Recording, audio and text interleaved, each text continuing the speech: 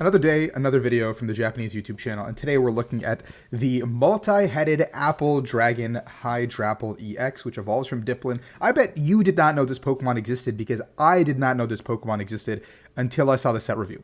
So Hydrapple is a stage 2 330 HP behemoth of a dragon, grass type of course, and it has the ability Ripe Charge because it's a fruit. Get it? Once during your turn, you may attach one basic grass energy from your hand to one of your Pokemon, and if you do, heal 30 damage from that Pokemon. This does not count as your regular attachment, so it is just a free acceleration. And then you have a Syrup Storm. Say that 5 times fast. For 2 colorless, this attack does 30 more damage for each grass-type energy attached to all of your Pokemon, so 30 plus 30 to everybody. Hydrapple, Teal Mask Ogerpon, that's like 5 to 6 free attachments a turn. That's like 180 damage per turn added to your Hydrapple to do some syrup storming everywhere. You know, if you guys are picking up what I'm putting down, I think we're on the same page about this, and grass beats Zard. You know, we're cooking something here. If you guys enjoy this content, please like and subscribe. Check out the original video in the comments below too and show them some love. Let's go ahead and do some reaction video to the Hydrapple deck. It kind of already started, so I just paused it where I could. I think it's apples on the left, and it's the dawn on the right. So we've got Manaphy on the left to a start. Oh, what happened? Okay. Bug Catching Net, very actually insane card. I actually just realized that like every single card in this deck is probably grass type to some extent, besides like maybe like a Luminion or a Rotom or a Squawk or Pheasantipity or whatever. But that means Bug Catching Net is like one of the most insane cards here because you get to look at 7 and just grab 2 every single time, and you should have a lot of hits considering that Hydrapple is a stage 2 and Teal Mask basically can draw off itself. There's a Applin and a... Is that Applin upside down? That's hilarious, actually. There's the Teal Mask ability here. Where do you see a Nest Ball coming off that? Another Ogerpon hitting the hand. Another Teal Mask ability. An attachment for turn and a pass. 3 energy already on the board. If the Miraidon player does play Bundle and gets a Bundle knockout on the Ogerpon this turn, it would actually be really good for them, but they've got the Town Store set up. They've got the Sealstone already. Yo, that flex of just putting the Sealstone already preemptively down is very funny to me. We're going to go ahead and see the Town Store pulling out the escape board, because that's probably one of the targets. We're going to Arven ahead of time, get the tools anyway, before we even Squawk. So we're just basically trying to commit to the turn 1 hands if we can possibly get there. We do see that there are 3 energy and a Vitality Band, curious enough, for probably the Raging Bolt matchup. The tool attach here. Over into the... Wait, what? Why did we do that? I feel like that was just not correct, because I feel like we could have just taken 2 prize cards in this Manaphy to start the game, and then we would have the Baton on the active, so then the Dawn can take 2 on a Teal Mask, and then Raikou could potentially take 2 on a Teal Mask to end the game. Basically, we need 2 Gusts after our first 2 prize knockout here. So this is very weird to me. I don't really like this. Squawk and Seize. No attachment. Looking for a DTE almost certainly. There's a DTE. I don't know, dude. Hitting the generator seems fine to me in all, like, semblances of that situation. Just seems fine to just run the generator and rather than just look for the DTE unless you're playing 2. I guess we don't know the list. Another Applin hitting the board. A Jamming Tower here. Just a direct... screw you to this deck. Oh, a Hydrapple hitting the board. Oh, there's Chorus in this too. Weird. We're going to go ahead and use Teal Mask here. We're going to go ahead and Bug Catching Net. If we hit 2 energies, that's probably the most ideal. There it is. I called it, you know, you guys. I'm a psychic. There's the attach. The attach to the active. 1, 2, 3, 4, 5, 6, 7. 240 for the Teal Mask attack. Knocking this Pokemon out. Basically negating the entirety of that last turn that just happened from the Miraidon player. Sealstone is no longer active. There's the Pheasantipity drawing some more cards. A ton of cards from Miraidon right now, but it's no use unless we hit the generator here to even play the game. So we're going to go see the Arven, grabbing a generator and Big Charm.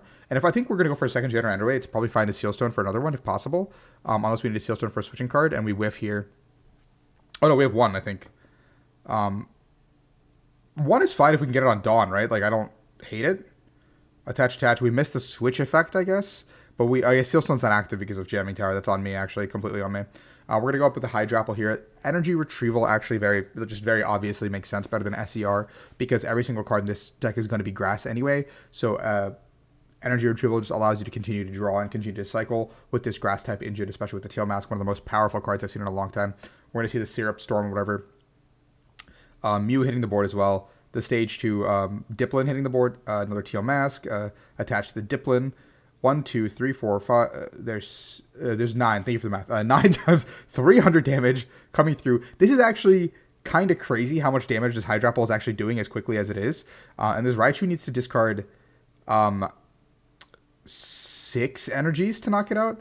And if the Raichu even gets the knockout here, it doesn't even change the course of the game. But yeah, wow, that's actually very funny. Because that's the last generator, so like, even if you get the generator for 2 here, like, it doesn't even change anything. So like, the ideal play here is Prime Catcher, the Teal Mask with 3 energies. But even if you Prime Catcher kill the Teal Mask with 3 energies, the game just instantly ends because the other Teal Mask can come up and just one-shot you. But this, I guess you take out the Hydrapple here, you put the Hydrapple player on finding another Hydrapple, and we already see the 2 were in the discard because one was discarded with Ultra Ball. Another Ultra Ball, another Hydrapple. 3 Hydrapples in this deck. We're going to go ahead and see the A-Spec Scoop Up Cyclone. Why would they play Scoop Up Cyclone over something else? I feel like Scoop Up Cyclone probably doesn't make a ton of sense in this build, actually. I mean, I guess like your Hydrapples are just really big, but you can't really evolve up another Hydrapple immediately. So that one is kind of weird to me. Maybe like a Max Belt would be good, but I think you already have unlimited damage, so maybe not. Like, I feel like Prime Catcher just makes the most sense in a build like this. Just because you don't, want your Hydrapple going down instantly. Or you can just gust and go gust for game. And just go around your opponent's annoying targets and just like target down their board early with your Teal Mask Ogre Puns. Because I assume that early game you want to go Teal Mask into Hydrapple late game. So I don't know. I think Scoop Up Cyclone is just a little bit niche, but it's not something that I personally would play probably in this list. 240 coming through.